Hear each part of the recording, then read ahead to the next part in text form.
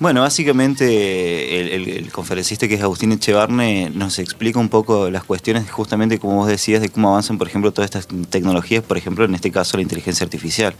El tema con esto es que avanza exponencialmente, entonces cada vez los cambios son extremadamente más rápidos y nosotros no nos estamos, en primera instancia, no estamos viendo esos cambios, digamos, de la forma en la que los deberíamos tomar. Y además avanzan cada vez más rápidos y son inevitables. Entonces tenemos que tomar conciencia de ellos para poder avanzar acompañando estos cambios, ¿no es cierto? Que se vienen y no hay forma de que nosotros podamos decir, bueno, no queremos esto. O sea, se vienen y se vienen. Están.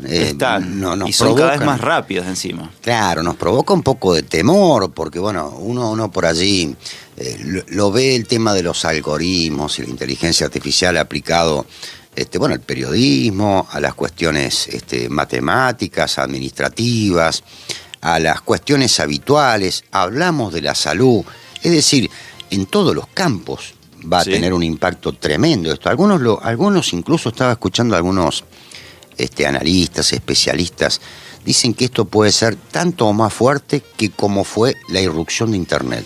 Sí, e inclusive mucho más fuerte porque los avances van, por ejemplo, uno no ve la cantidad de patentes que tiene China, por ejemplo, porque uno dice, bueno, todos los inventos que tenemos, no sé, serán yanquis o serán de Inglaterra, por ejemplo, pero hoy en día el mayor creador de patentes es China y nosotros no vemos ninguno de esos inventos, pero están ahí y en cualquier momento van a llegar. Entonces, los avances al ser tan rápidos, nosotros no estamos listos y bueno, tenemos que prepararnos para lo que se viene, digamos. Esto que estás diciendo vos, lo escuchaba la otra vez una persona que me decía, mira, para vos, ¿cuál es el parámetro para definir el peso, el poderío de un país? ¿El armamento nuclear o las patentes?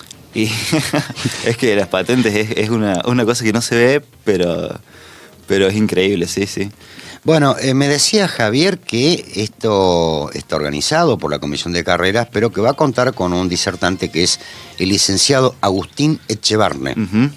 Sí. ¿Es docente de nuestra casa? ¿Es externo? No, él vive en Buenos Aires, bueno, él trabajaba y dejó sus trabajos para crear una fundación para donde ellos desarrollan políticas y se dedican a la promoción, digamos, de las ideas también. Y bueno, dentro de estas cuestiones, Agustín se dedica a hacer charlas y esas charlas que da él son gratuitas. Entonces, bueno, aprovechamos para que venga a nuestra universidad. Bueno, vamos a ver. Agustín, buenos días. ¿Cómo le va? ¿Me está escuchando? Sí, buen día. Un placer estar con ustedes. No, el placer es nuestro. Le agradezco, por supuesto, que haya hecho una pausa en sus actividades para ayudarnos a promocionar entonces esta interesante conferencia. Bueno, para la gente que nos está escuchando, le voy a pedir que nos bajemos bien a lo más bajo de la explicación. Dice, cheque lo que es la IA, la inteligencia artificial, que tanto joden, tanto baten el parche. ¿Cómo definiríamos lo que es la inteligencia artificial? Bueno, básicamente es un sistema que se ha ido desarrollando donde se hacen redes neuronales, es decir, se ha imitado con la computación cómo funcionan las neuronas. Por supuesto no es equivalente porque la computación es un lenguaje de ceros y unos, ¿no? Mientras que las neuronas son una conexión química que hace un enfoque eléctrico. Pero lo que se hace es imitar cómo funciona el cerebro humano y a partir de ahí se desarrolla un sistema donde, por ejemplo, lo que se está más común ahora es que se ha hecho famoso, es el GPT-Chat. El GPT-Chat, que cualquiera puede ingresar y utilizarlo de manera gratuita, es un sistema donde es un procesador de textos. Pero lo que es impresionante es que es capaz de procesar millones y millones de textos en un instante. Entonces uno le puede preguntar que le resuma, por ejemplo, el pensamiento de un pensador que ha escrito decenas de libros. Lo puede resumir de una manera bastante certera en una fracción de segundo.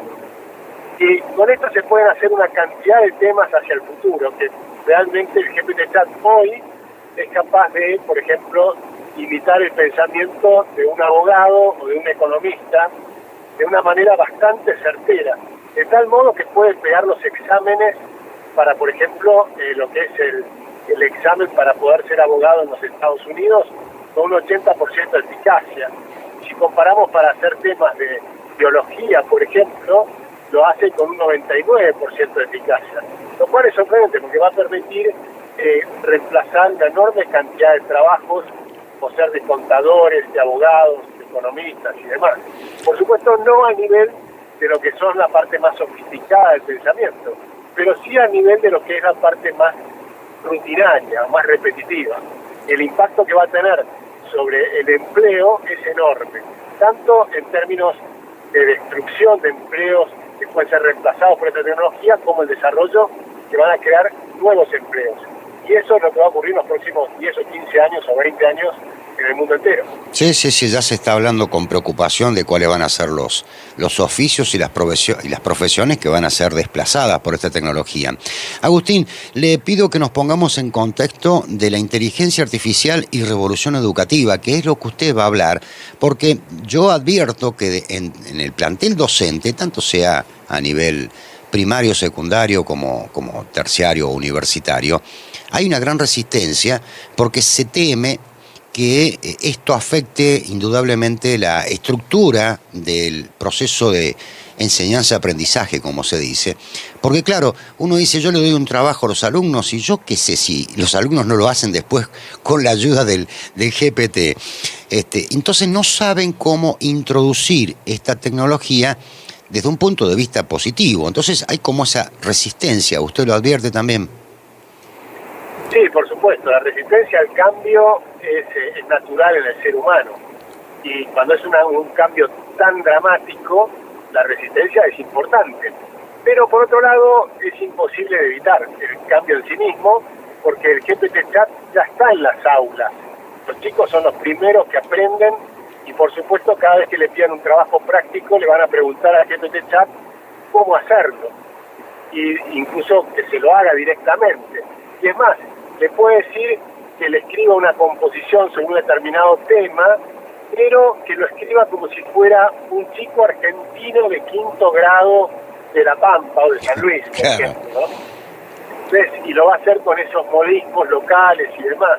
Es decir que va a ser muy difícil de poder jugar si se hizo o no con eso. Entonces lo que hay que hacer es saber, es al revés, es decir a los chicos que usen el GPT Chat, y que de ese modo lo que tienen que hacer es, por ejemplo, planteando un problema, cuáles son las diferentes maneras de plantearlo, cuáles son de los distintos temas que sean ideológicos o que sean de distintas escuelas de pensamiento, cuáles serían las fórmulas para resolver el problema. Y después preguntarle al joven, bueno, y a vos, ¿cuál es la que más te impresionó?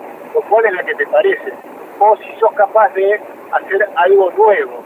Es decir que la idea es desarrollar lo que es el pensamiento crítico. Con lo cual, el GPT Chat para mí va a ser una gran oportunidad para desarrollar las habilidades que necesitan los chicos para poder trabajar. Los chicos cuando van a trabajar van a tener la inteligencia artificial, van a trabajar con la inteligencia artificial. Por lo tanto, no tienen que aprender de memoria.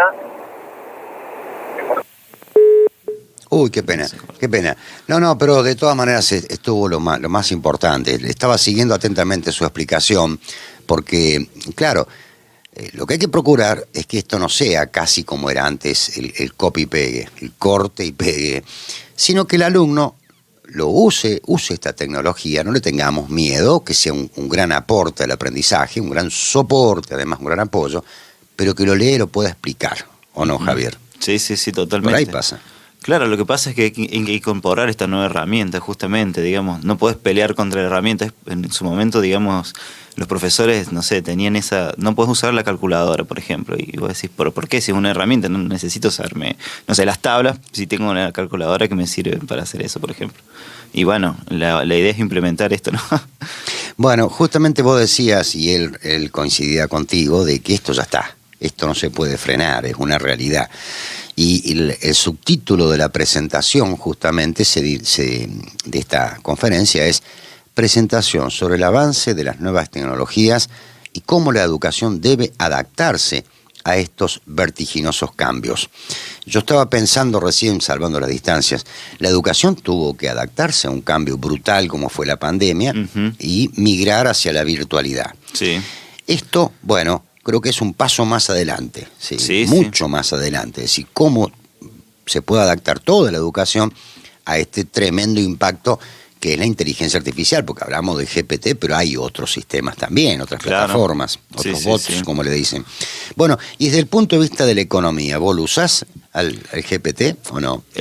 No, la verdad que no estoy muy interesado en el uso del chat GPT, sin embargo he visto como otros, no colegas, pero sí otros compañeros de otras áreas, digamos, lo utilizan, y es asombroso, por ejemplo, a la hora de redactar, por ejemplo, una monografía.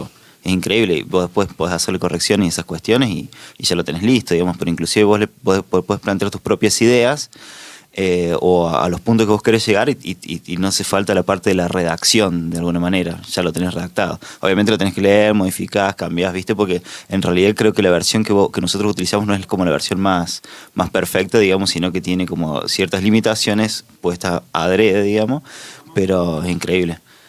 Bueno, ¿lo pudimos recuperar, Agustín? ¿Agustín? Sí, aquí estoy. Bueno. Les decía que lo interesante para mí es tomarlo como una oportunidad.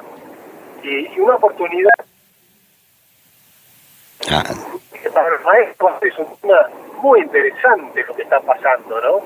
Entonces uno tiene que darse una idea de las oportunidades, las posibilidades que hay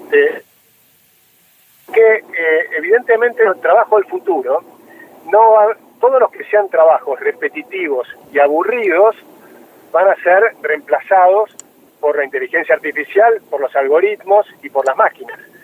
Y lo que va a quedar son trabajos mucho más interesantes.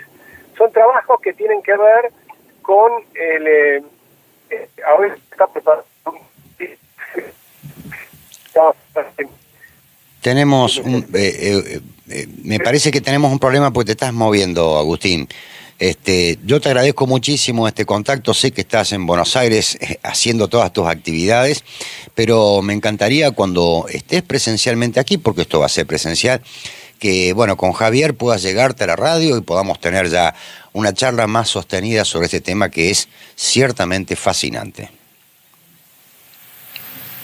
Se nos cortó. Bueno, vamos a ver, lo vamos a comprometer a Javier, ¿eh? Sí, ¿Será factible? Ya el viernes ese ya vamos a estar acá en la radio, ya hablé en el programa de Somos Edge, así. Vamos a estar. Sí, perfecto. Sí. Bueno, ya lo estamos anunciando. El programa que se emite a las 3 de la tarde por parte de chicos, estudiantes de la Escuela de Gestión de Empresas y Economía, de la carrera licenciatura en Diseño en Comunicación. Va a estar aquí entonces una nota realmente buenísima con este especialista, Agustín Echevarne. Esta conferencia entonces, 16 de junio, 16:45 horas, en el Aula Magna. Creo que es en el Cine Teatro. Sí, le llaman Aula Magna de Junín 132. Perfecto. ¿Y está destinado a quién? Bueno, en primera instancia a los estudiantes de economía, también, bueno, obviamente a la comunidad de la universidad, porque bueno, los temas de inteligencia artificial los atraviesan muchas carreras. Tal cual. Y también a la comunidad en general, porque es muy interesante. Realmente escuchar a Echevarne es muy interesante. Para el público en general, entonces, puede tener, hay que promocionarlo mucho esto, porque no tenemos especialistas aquí. No. Justamente para mí es una genialidad que él haya podido acceder a venir. Porque realmente los invito a todos los oyentes que se pongan a escuchar. Tiene varias charlas que las pueden encontrar en YouTube. Y bueno, esto sería como lo último de lo último, digamos, porque bueno, es lo que se viene más próximo, por así decirlo. Bueno, muchísimas gracias, Javier. Bueno, muchas gracias a ustedes por invitarme.